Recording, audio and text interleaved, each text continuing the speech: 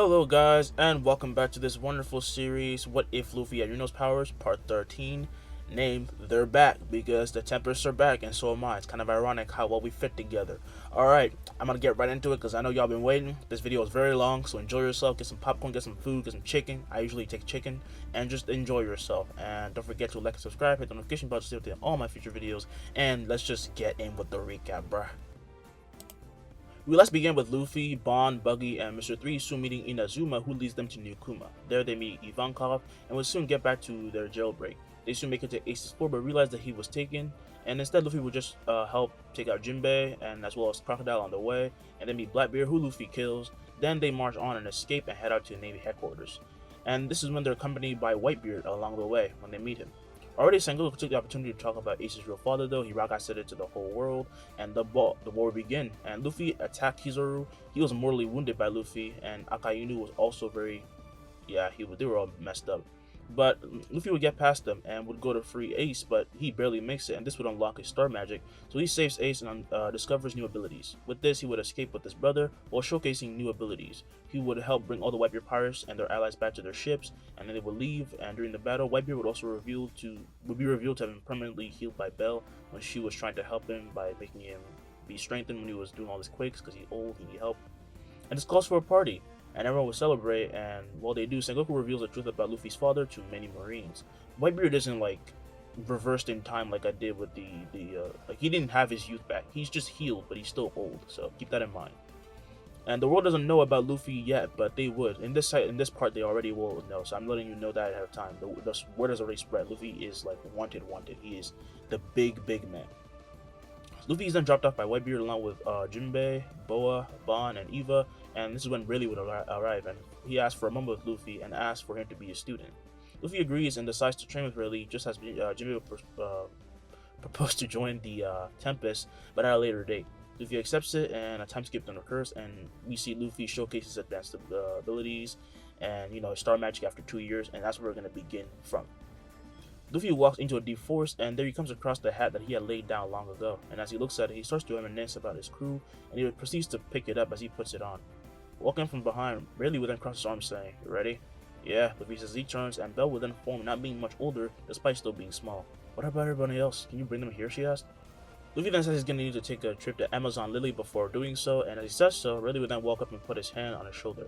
With a smile, Luffy will then gather mana as the star will then form over his head, and in a flash he and Belle disappear, with Rayleigh's hands going through them, and he would then clench his fist. "It tickles," he thought. Meanwhile, we find the two free-falling to an island, and as the wind brushes up against them, the two would smile as they would look down to see Amazon Lily. They would see the Thousand Mary as they would be situated in an area close to the shore, and as they land, they do so on the bubble encasing the ship. "How you been?" he asked. He asked to the ship, and the voice of the ship then replied back, and Luffy would hear that he was fine, and then hear the voice of the Amazons. He saw Edonion, Marguerite, and Boa herself. "Luffy, welcome back to the Empress." He slides off the coat and comes to land as he runs to everyone and says hello, and they say hello back until they wait for him to see Boa, who walks out from the crowd of women. "Thanks for keeping her safe," said Luffy. With a blush, he would then say it's no trouble, and Neon then asks, "What of your crewmates?" Luffy is about to answer is when a flash of light would then come from behind, and everyone would cover their eyes, but Luffy turns to face it with a smile, and when the light fades, he saw Zoro, Nami, Boa, Frankie, Robin, Brook, Usopp, and Sanji. "I missed them so much," thought Luffy. "The Vivo card really works," said Chopper. The Amazons then let down their arms and see the pirates right as they would be in front of them, and everyone's ears are then pierced by Sanji's screams, who begins to troll at being in the presence of so many women. "So these are Luffy's friends. That one's a bit bizarre. How's it been, guys?" asked Luffy. Chopper will then run to and hug Luffy, who picks him up and puts him on his shoulders, and he says he's missed him as well. "Usopp, you put on some muscle." "Yeah, I can't be slowing you down now, can I?" "Frankie, you look massive." "Nice," said Luffy. "You know I always keep it super," he said as he posed, "and Mary seems quite happy as well," said Robin. "I still can't believe you brought us here, though," said Nami. "I hope you guys have some good booze, though," said Zoro. Frankie would then take a moment to check on the Mary, saying that she's in tip-top shape. "Thanks for keeping your promise. It's only natural." Effective immediately, the Tempests are back. The Tempest would then smile right as Neon then said, "Oh, we would like you to meet our Empress and your captain's benefactor." "Oh yeah, guys, if it wasn't for Boa, I never would have saved Ace," he would say. And as Boa pulls back her hair, she walks out and welcomes them to her island, with Brook then tipping his hat and laughing. "It is an honor to make your acquaintance." Yo ho ho ho. As he bows, Nami would be freaked out much like everyone else, while Boa then says, "It seems you have quite the eccentric crewmate." Luffy says he's a bit surprised, and everyone agrees. "I'm not that crazy. Speaking in such a manner here will get me killed. There are nothing but women here, you have to keep that in mind. Yo ho ho ho." Luffy would then approach them, and at that moment they would share a hug, being so happy to be back together again, and it almost feels unreal because they've been apart for so long. And as the Amazons watched them just be together, they felt warm and happy, but mostly happy for Luffy to be back with his people. To commemorate this, would you like if we had a party, big sister? Asked Sonia. "Yeah, it's a great moment, Empress Boa. Yeah, please." The Tempest would then come apart, breaking the little hug, saying that sounds like fun, and of course Boa could not resist the suggestions of her beloved, and she said sure. With the cheer, they would all then head back to the city, and they eat, drink, and have fun until night falls. After it does is when everyone just goes to the onsens, and on the girl's side will be Belle sitting on Boa's shoulder, when Nami then yells, "You and Luffy?" Boa would then blush, trying to hide her face, while the other Amazons squealed at her cuteness, and Robin then says, "So Luffy found somebody. I never thought I'd see the day." "I don't know if he reciprocates the same feelings though," said Boa. Boa, however, says that he does, and Nami and Robin say the same, but Boa asks how they can know, to which Nami says, "I just do. You're good for him. Also, Luffy's not stupid." Meanwhile, on the other side, Zoro then says, "I almost got Zephyr down pat, you know." "Oh, about that, it might not become a dark blade considering its nature," said Luffy. "What, so it's gonna be shining like a star or something?" asked Usopp. "Maybe," Luffy said, as Usopp said he was just joking, but that would be awesome. "But are we still gonna head to Fishman Island?" asked Frankie. "Oh, no, no, no, no, no. I waited 2 years alone for this. We're going, right, Luffy?" yelled Sanji. Luffy then laughed, saying to calm down. That's Whitebeard's territory, so the Marines can't do anything.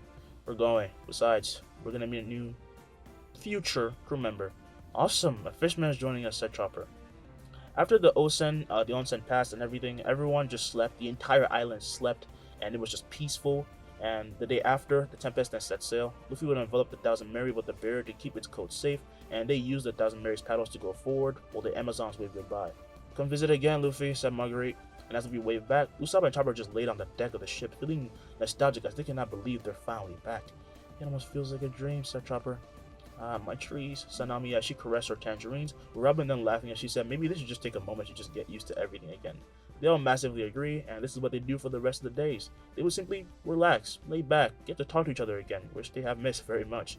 They stay unaware of the news spreading since they have returned. Luffy doesn't check his grimoire. He doesn't want anything like interrupting his time with his friends. This means that their bounties already start to rise. The world is about to be plunged into chaos once again. Well, at least from the government's perspective. As those days would pass, we find Rayleigh sitting at the very same area where Luffy had laid waste at Sabaody. He had just finished taking a call from Luffy himself when Shaki then walks up with a cigarette in hand. "So, have they descended?" Rayleigh would then nod as he laughs. "Man, this is gonna be incredible."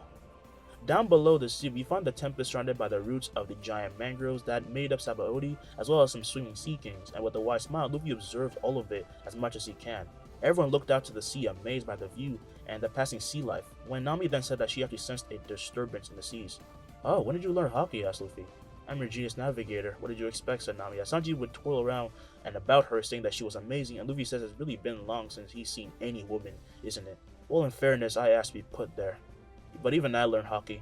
"Dirt King Rayleigh visited," says Sanji. Luffy is surprised that he did, but Zoro then saying he's learned it as well. And Robin says she can also use it, but only observation. Usopp says he can as well, and Brook, even Chopper, everyone has it. "This isn't normal, you know. I mean, aside from me, and Zoro, and Sanji, you guys didn't train," said Luffy. Says the guy who pulled that out of his ass one random day, said Zoro. Luffy says that's fair because he just awakened it out of anger, and he wants to test Nami, so he asks her what the disturbance she senses is. Nami focuses both of them, saying she felt the ship approaching right by, and now she does. A ship would then bump into theirs while it was being dragged by a giant sea cow, right as Kalibu would then begin to laugh. "You must be new around here." His eyes, and like everyone else's eyes, all of his subordinates then pop out of their skulls when they see Luffy, and Luffy smiles at the sea cow as he becomes frightened and proceeds to swim away. "Should I cut him down?" asked Zoro. "Nah, you need someone better," said Luffy. Luffy noticed Zoro was itching for a fight though, but he sensed something good was up ahead. So they head forward and soon find the underwater waterfall. It leads to the very bottom of the sea, and this is when instantly all the eyes of the Straw Hats would glint red when a giant kraken then surfaced, being 1,000 times bigger than them. However, none of them even flinched as Sanji said, "Ma said if you kill it, can you keep some from dinner?" "Sure thing," said Zoro as he stepped up and took out Zephyr. His arm became encased and enveloped by a green coat of energy as he smiled and slashed down. At that moment, a silent wave of brush past everyone while the Kraken just swam forward, but Luffy then said, "Stop!" As Zoro stopped concentrating, the creature would lose all the tips of its tentacles, making it panic, only for him to then hear a voice. "What's wrong?" asked Zoro. "Wow, the code didn't even get affected," said Chopper. "It's said Luffy. "Buddy, is someone making you do this?" he asked. The creature was surprised he could hear the voice of this human and that this human could understand him, but it sounded so soft and nice, so he took a leap of faith and nodded, making Chopper get mad. "That's so mean. Who can make someone as big as him do anything, though?" asked Robin. Luffy then asked it, and he heard that some fishmen were keeping his family hostage, which made him seethe with anger, but he smiles. "You got a name?" "Oh, Surume. Then Surume, I promise I'll get your family back for you, okay?" The Kraken would then begin to cry, nodding as everyone would then slightly be baffled that Luffy can just understand animal. It's weird, but it's Luffy, so weirder things will keep happening. As they pass the Kraken, it begins to follow their side, smiling, and they would delve deeper into the parts of the sea, while Zoro apologized for cutting part of his tentacle off, and he said it was okay, that he would regenerate. And Surume would then tell Luffy that there were some dangerous creatures around here, so he would help them. Luffy laughed, thanking him, and they continue and encounter many creatures, but Zoro would cut through some of them while Luffy teleported some of them inside, allowing Sanji to store them up after ripping them apart with his kitchen knife. Surume even lands a hand like he said he would, but overall they're fine due to the barrier. Volcano, said Usopp. "Wait, that seems active," said Robin. "Should I cut it down?" As Usopp would then tap him on the head, asking why the hell he's so dead set on cutting everything in their way. "Don't worry, we'll be fine," said Luffy. They would then keep going past by. And meanwhile, behind some reefs, we would find a hiding Wadatsumi who was keeping his mouth shut while Vanderdecken stood on his shoulders doing the same. Holy shit, holy shit, holy shit! The Emperor of the Storms is here. I can't believe I almost had this idiot attack them. What the hell? He was so afraid that he wouldn't even make a noise. He couldn't even make a call. He was afraid, and he was completely out of sight. So he was just gonna let them go, watch as they passed, and then call Hody. However, Luffy did notice them and cracked a smile as he uttered one silent word, and in that instant, flashing beams would then pierce the hearts of the fishmen, who began to choke, but even then, they were too afraid to even make a sound. "Shirahoshi, no," thought Vanderdecken. They die out after hitting the ground. The Tempest were aware of the attack, but they just really didn't care because they showed bloodlust that they could all sense. So, you die, bro. So, eventually, the volcanoes do actually explode, and they have to hurry up ahead and fall into an even darker abyss, while Vanderdecken and Wadatsumi, well, they just die, and they're just swallowed up by the heat. The Tempest meanwhile come to a brighter area where the sun seems to be present, and before them will be the Fishman Island in a huge coat similar to theirs, but way bigger, way too big. And they were now about 30,000 feet deep into the sea. "It's amazing. It's like I'm seeing the all blue already," said Sanji. But for some others around there, it was a nightmare to have them arrive. Some hiding new fishmen pirates held their very breath at the presence of these pirates, and they knew they had to tell Hody just to call him to cancel his plans or they all die. Meanwhile, inside the island of the mermen, we go to the mermaid inlet, and we find the mermaids just hanging out. Cute mermaids be floating about in their floaties. They be basking in the waves, having fun, and just hanging out with their mothers or friends. And this is when a huge wave then crashed into them. They're caught off guard and are plunged into waters, and they quickly rise. And all the attention then turns to the Thousand Mary, and it resurfaces as his barrier will then fade, and Luffy teleports everyone outside. They land and look around at all the mermaids when Sanji would then yell, "We made it!" All the mermaids are caught off guard by the scream, but aren't exactly scared. They're not scared of Luffy either. They're kind of starstruck, if anything. Luffy is known to be affiliated with the Whitebeard Pirates due to his connection with Ace. While some humans still fear Luffy, people like giants and races different from humans adore him. Some even recognize his connection to Nika, since Nika is the sun god and Luffy has star magic. He's their liberator, and they're gonna keep thinking that way because they want to be saved. This is actually when a crowd of mermaids would be passed by Kami, who made her way out with Papag sit on her head. Hey guys, Kami, it's nice to see you again," said Chopper. She came over saying she was so glad that they made it, and some kids at this point then fly over to the crew asking who they were, and Luffy says, "We're pirates." "Yep, they are," said Kami. The little girls then smiled, being able to meet her friends because Kami's been talking about them a lot, just as Belle would then form. From a big rock far into the swimming area, many mermaids would then come to rest as they mentioned how adorable she was, and as she flies everywhere and berries, she would then be saying that they were all pretty as well. And Surume at this point then actually peeks his head out, and some mermaids would scream while swimming away, and Luffy asked what was wrong. "Surume doesn't bite. He's a well-known calamity around these waters," said Papag. "Of course you bring someone like that here." Luffy then explains that it's okay, because he was being controlled since his family was being held hostage, and learning of his history, the mermaids felt really bad and started comforting him, and this is what makes Sanji just go off. Why is this tentacle just getting more, why is this dude getting more attention than me? He's literally just an octopus. Whatever he is, he's a squid. but he's a kraken. But soon the Tempest would end up just chilling around and just get to know everyone and more about the island. Luffy even asked about Jimbei, but the mermaid said that they hadn't seen him around. And around this time is when the princes arrive on the scene, and they're being driven by some special ship. And they're being driven by some special ship. What the hell was that? The mermaids then pay respect to their majesties as the three would then float down and land in front of Luffy, who stands to meet them. "How do you do?" said Luffy as he smiles, and the princes are caught off guard how calm he is and how warm of a person he is. "Whitebeard wasn't lying about you," said Mamboshi. "You're nothing like a pirate." "We would like to welcome you fully, if you wouldn't mind," said Fukaboshi. Luffy then says sure, and he tells everyone to get ready, and they're driven to the palace, and Surume stays and just hangs out with the mermaids. And along the way, mixes of welcoming gazes and hate comes towards them due to them just being humans. They're still very, they're traumatized about humans. Chopper's in the gray area though, because he's literally just a reindeer. After all this, they are brought inside Ryugu Castle and are brought before King Neptune in his throne room. "Straw Hat Luffy, it is an honor." Luffy thanks him for welcoming them. "We won't cause much of a scene, don't worry." And with a nervous sweat, the king then says he hopes that's true. "Oh, I also have a message for you from Jimbei." "The same Jimbei who accompanied you in the war?" asked Robin. "Yeah, he's here? I can sense him. Why hasn't he come to meet me yet?" asked Luffy. The king then says that he's waiting for Luffy to come meet him, and this puts a smile on his face before he then said, "You're pretty lax for a king, even by our standards. No one would ever tell pirates to just come into their home, said Luffy. "Oh, he certainly lacks. To a fault," said the ministers, and from outside his thrones, the ministers begin to scold him because he simply actually left the castle without saying anything a few hours ago. "You are a king. Would it kill you to have a little tact?" As he's being scolded, the Tempest will simply just chuckle, catching the attention of the ministers, who apologize for the scene, and they say to just accommodate themselves. "But understand, not everyone is as accepting of you as we are," said Neptune. "I just want some booze," said Zoro. "Then I'll have some guards escort you. This place is quite huge, so..."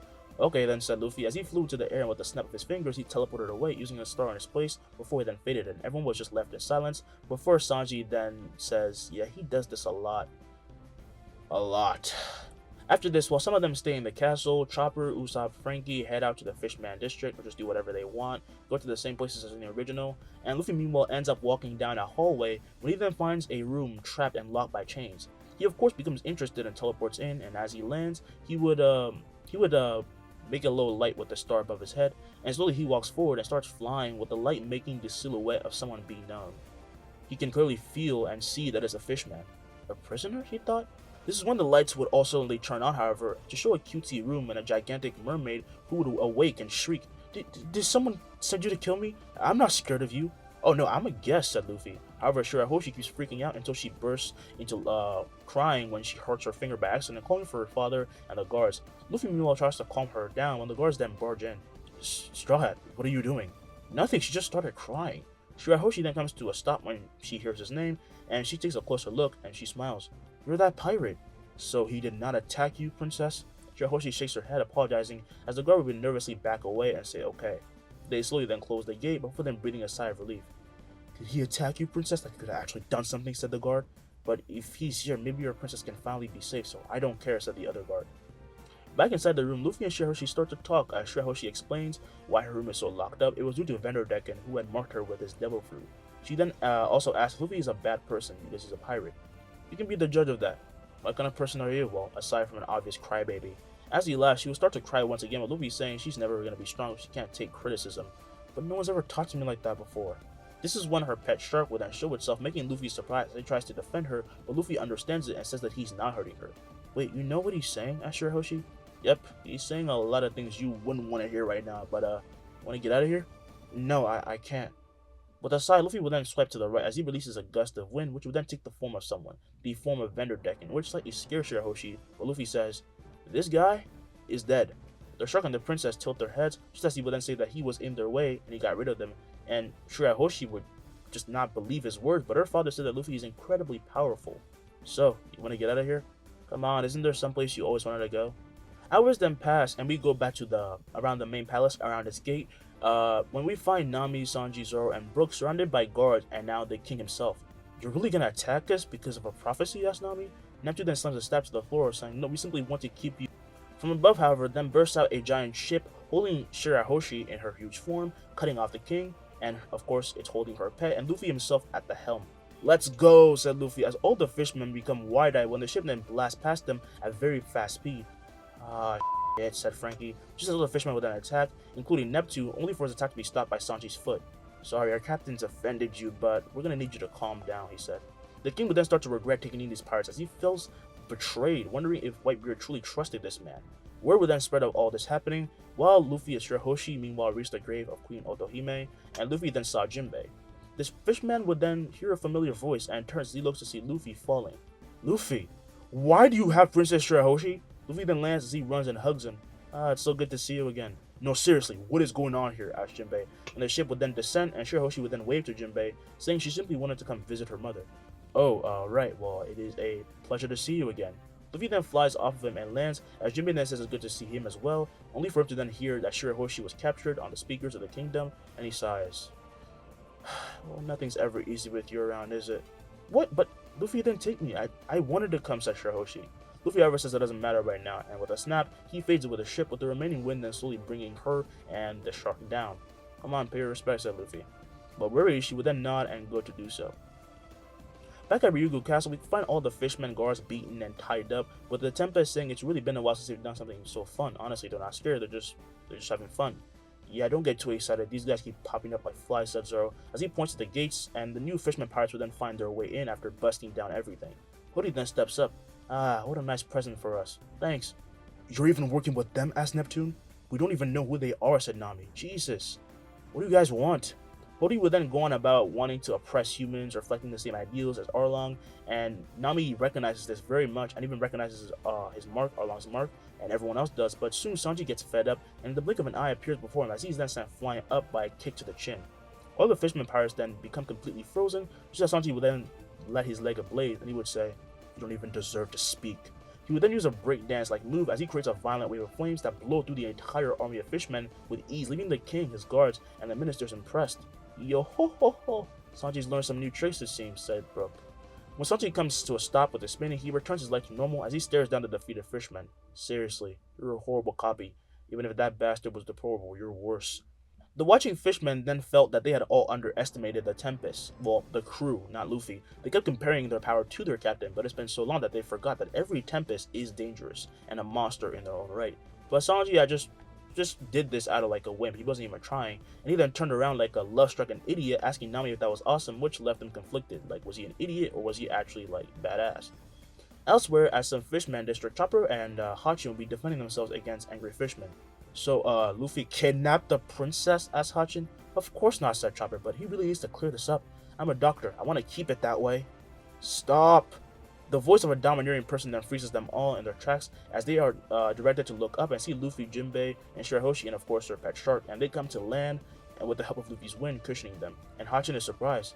Boss Jimbei, it's really him, he thought. All of you must calm yourselves. Luffy did not kidnap our princess, said Jimbei. Yeah, it's true. I just asked him to go help me visit my mom, she would say.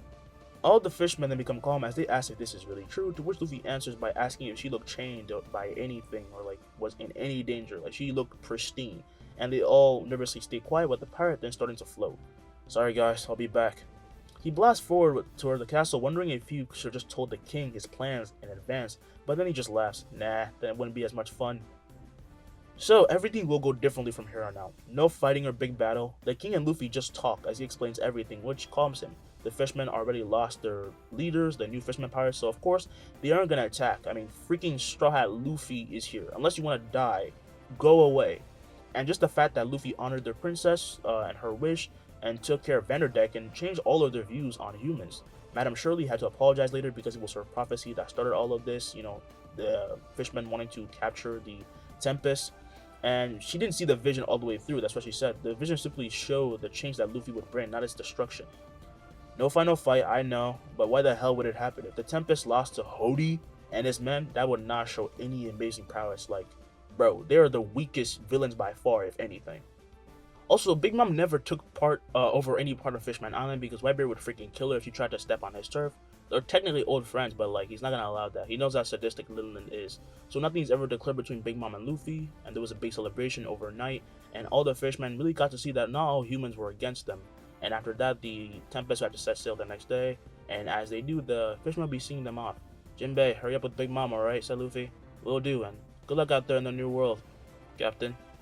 I would also, if you could give a hello to Whitebeard on my behalf, said Neptune. I'm well aware that he's been close to that time. Getting a little quiet, the fishmen feel as though they're losing a comrade, and this is of course Whitebeard, but also they would be losing a lot of protection because humans will probably come after them like Lin. But Luffy would then put a thumbs up. He'll be fine as long as I'm here. Bell? Luffy's grimoires would both fly in front of him as they radiate light, with Bell then forming as she would raise her hands into the sky, with both of them then saying, Dual Magic, Sylph's Blessing. A massive explosion of mana would explode past everyone, as everyone in the area felt it, and they would feel invigorated, and as they look around, they see a golden barrier form around their whole kingdom and on top of their coat. As Madame Shirley hears the sound of amazement, she walks out of her home and sees the barrier as she's in awe. I can't believe I thought he'd destroy us. The Tempest, meanwhile, back away, and they wave goodbye to them as everyone will be bowing and thanking him. The reason being is because when Luffy raided the barrier around Water 7, which has now grown to encase the entire island, they have gained a sort of holy paradise for themselves. So Luffy doing this for them means that they cared a lot about Fishman, and obviously he does care about them, so he's showing this as a huge gesture. Shirahoshi, next time let's go above, okay, said Luffy. Okay, I'll be waiting, she said. With this, Luffy would then snap his fingers, and a star would appear above his ship and teleport everyone out of there, and they would appear falling from air, making everyone laugh as they would be descending into the new world. You freaking idiot, 2 years and your aim still sucks, yelled Zoro. As long as you don't look bored, I've done my job, said Luffy, and lightning would then begin to strike as a whole pack of whales rise up from the sea, allowing Brook to once again see Labu. Hey buddy, yelled Luffy. The whale would then smile at them just as they would then land on his nose, with them and all the whales then falling back into the sea, while Labu gave them a ride forward into the new world, and they all finally had arrived. So it was just a host, like a bunch of emotions, and Brook felt like singing an old song. Yo ho ho ho, yo ho ho, yo ho ho, yo ho ho, yo ho ho, yo ho ho, yo ho ho, yo ho. Gather up all of the crew, it's time to ship out Bink's brew. The sea wind blows to where, who knows, the waves will be your guide. Or across the ocean side, rays of sunshine far and wide. Birds they sing of cheerful things in circles passing by. Bid farewell to Weaver's Town, say so long to Port Renown. Sing a song, it won't be long before we're casting off. Across the gold and silver seas, a salty spray puts us at ease. Day and night toward the light, the voyage never ends. Yo ho ho, yo ho, yo ho, yo ho, yo ho, yo ho, yo ho, yo ho. Luffy would spread this song amongst Laboon's group and family as they would start to sway back and forth when they hear it, and they are taken far and far before the whales would then safely go back because they couldn't go any further. It's their new world, and they wave goodbye as Brook promises to see his friend again another time. The Thousand Merry would then continue to ride on the bumpy, violent seas as they feel the seas literally heating up due to volcanoes they have come across, and the seas were so hot that they find it filled with dead carcasses of giant sea kings. It's like we're descending right into hell itself, said Zoro. And it is magnificent, said Luffy. And this is when his snail transponder would actually start to ring, his own personal one. He would then take it out and he would then start to be screamed at while the snail cries, remembering the caller's, owns action because they do that. Luffy, it's an SOS, right? Where from? Asked Robin. Luffy would then ask the caller, saying to calm down, and he would then proceed to explain what was happening, and the men said that all of his men had been cut down by a samurai, and Luffy thought, samurai? Did one have some escapees? Please, we're on punk hazard. With his last breath, the man would then die and the call is cut out, surprising the pirates by how gruesome he sounded, but Luffy sets to head to Punk Hazard. And as they soon arrive, Luffy, Zoro, Usopp, and Boa go on ahead, while the others would stay on the little, they would stay on their ship, and Luffy and the others just go on the little merry, little bentos in hand, they eat before they arrive. And when they get to shore, they find a gate with the name Punk Hazard inscribed on it, with Luffy then teleporting them past it on the other side, and Usopp would say, holy crap, it's hot. A huge heat wave blasts past all of them, making them feel as if they were melting, right before Luffy then encases them in wind, using his new spell, Sif's Robe. They feel the heat be washed away as the coat of wind would calm down their bodies, and it would just help, and Zoro would say, thanks, but what's wrong with this place? Aokiji and Akainu had a falling out, and they fought. This was the result of their fight, said Luffy. When Logia fight, this is bound to happen, considering how strong they are. Well, there's no surprise this happened to the island, said Robin. They would walk around into a melted town and find the bones of even a giant turning to nothing, just as a mist of smoke would then reveal a massive dragon as it would snarl at them. I know I would be scared, but does anyone else think this is kinda cool? Asked Usopp. It's definitely a great specimen, Robin said, only for the creature to then attack with a breath of flames, which will be blocked by a spatial barrier erected by 4 stars making a rectangle-like shape in front of Luffy and his friends. The flames will then soon come to a stop as Zoro will then appear right behind the creature, and using one sword he performs Shisui Son Son. This decapitates the fire breather while back at the Thousand Sunny. When some of Vegapunk's men attack the Tempest, they can't even get past the barrier and are hit by attacks from the inside because, well, when you hit the barrier, things teleport outside. Luffy added that little thing, and they drown into the sea, and they literally like melt because the seas are so hot. Zoro, Luffy, and Robin and Usopp find a literal walking pair of legs along the way wearing a traditional kimono. However, they don't know how to help it, they don't know if it can communicate, they don't know anything, it's a literal walking pair of legs, and clearly there's something wrong here, causing Luffy to then blast he and everyone forward with a blast of wind, and they come to crash into an icy area of Punk Hazard. And as soon as they do, the hiding Monet would quickly dial up Caesar. Meanwhile, the pirates come to land in a cutie-like group before seeing some kids, some giants, some small, some normal size, and stuff like that, and Usopp then asks, they have a nursery here? Luffy knows what's going on though, but says nothing, and for not smiles, he starts to fly. Wow, he can fly, cool! The kids present are of all shapes and sizes, like I said, different heights, but they didn't have any clothes of their own, and they just looked like they were like in a lab of sorts. They were like lab rats, and they just seemed closed off somehow. Just Luffy doing this made them gather around him asking how he could do that, and Luffy said the question is, how are you doing that? As he would point to one of them and they start to fly, with their friends getting jealous, but the Tempest are confused because they don't know what's happening, and like also they're not aware that they're playing with the Pirate Emperor. Like, who are these kids? Are they dumb? Do they just not know? How long have they been kept here? But Robin also soon comes to realize what is going on here, and it angers her just as the door to the place would then be open, and quickly all the kids look to see men in hazmat suits, and they run in with weapons as gas begins to fill the room. No, not again! They run back to the other side of the room as the flying kid begs to be let go because he's scared, but Luffy only smiles as he points down. While the kid is confused, he looks down and sees the men frozen, shaking. All of them couldn't even say a word, and the other kids come to see this as well, with Luffy's glare then turning murderous, causing them all to start losing consciousness as they fall to the ground. And Luffy said from this day forward, this place is being overtaken by the Storm Emperor. Putting on a smile, the three pirates will then say that's perfect because there's clearly something wrong here. The kids will then look to Luffy, who lands down, letting the other kid land, and he then turns and smiles. Don't worry, we're getting you out of here. Tears will then fill the eyes of the kids, and they thank Luffy, saying that they hate it here, and Luffy then says he figured so. Robin at this point would then point to the pair of legs that they brought in, and he would be smashing up against the wall like he was looking for something, but the kids were just creeped out by it. My head, I can sense it over there, said the legs. You can talk, they all said. Luffy just tries to help it though and rips through the walls, allowing it to run in as Usopp would then also do the same and find a white room with a small dismembered face of a person. Huh? Why? Just why, said Usopp. Hey young man, help me out, said Kinemon. With a sigh, Usopp would then just call the others as he proceeds to rearrange his face back into one place, and Luffy breaks down the wall with the giant wind blast entirely, letting the giant kids come through, and they see the severed man, who is then put atop his waist and legs, allow him to at least walk. Could I know the names of my saviors? Asked Kinemon. Well, the Tempest Pirates. Name's Luffy. As soon as he heard these words, he becomes enraged. He says that he hated pirates. To think you be the ones that saved me. Yeah, he's definitely not normal. Do you know who you just said that to? Asked Usopp. Why would it matter? Because Luffy's the fourth emperor of the sea, said Robin.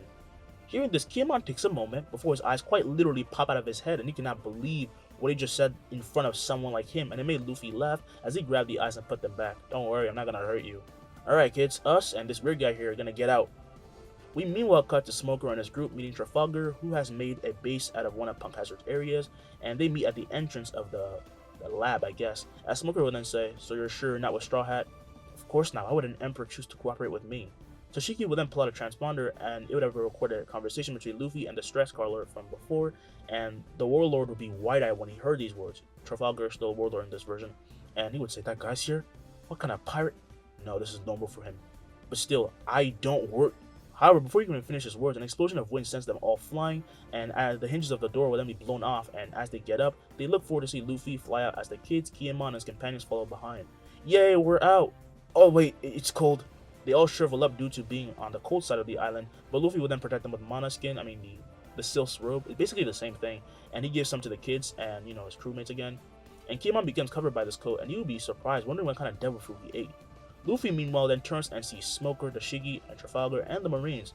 Roronoa Zoro, said Toshiki. I've been waiting to cut you down. Oh, come on, said Zoro, as Luffy will then land down, but she quickly then loses her nerve when she sees him get in front of him, and Luffy then says, how you been? Sorry about the trouble. I haven't seen you since 2 years ago. He looks to Trafalgar as Luffy will then start to walk over, and Smoker then says, so you do know him. You are working with him now? No, I met him by accident on an island.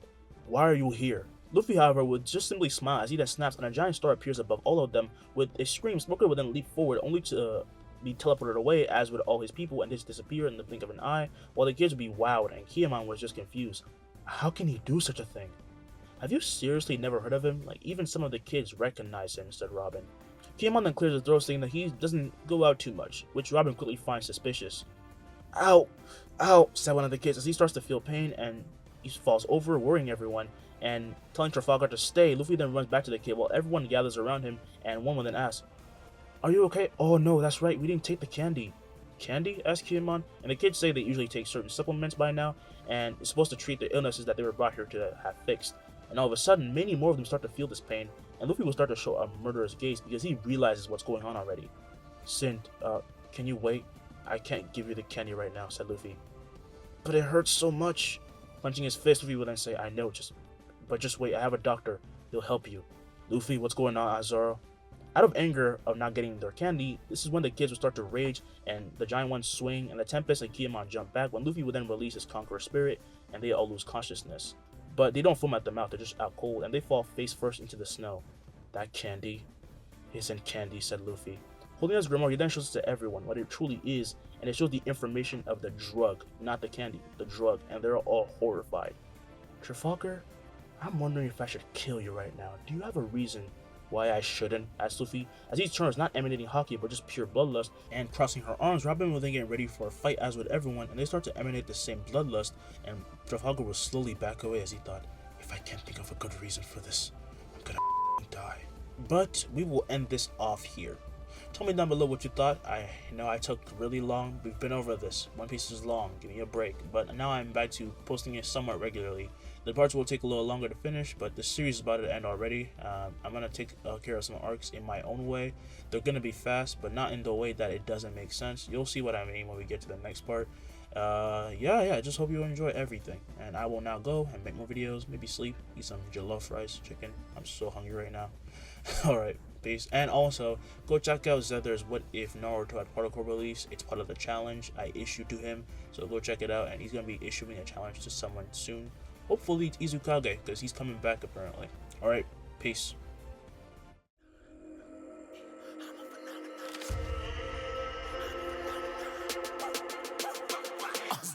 Yeah, you better listen. I'm bringing heat. You'll be a fan when I start rapping. Way I'll have your fucking head spinning. I'm known as spit vicious. Release bombs and go tick tick.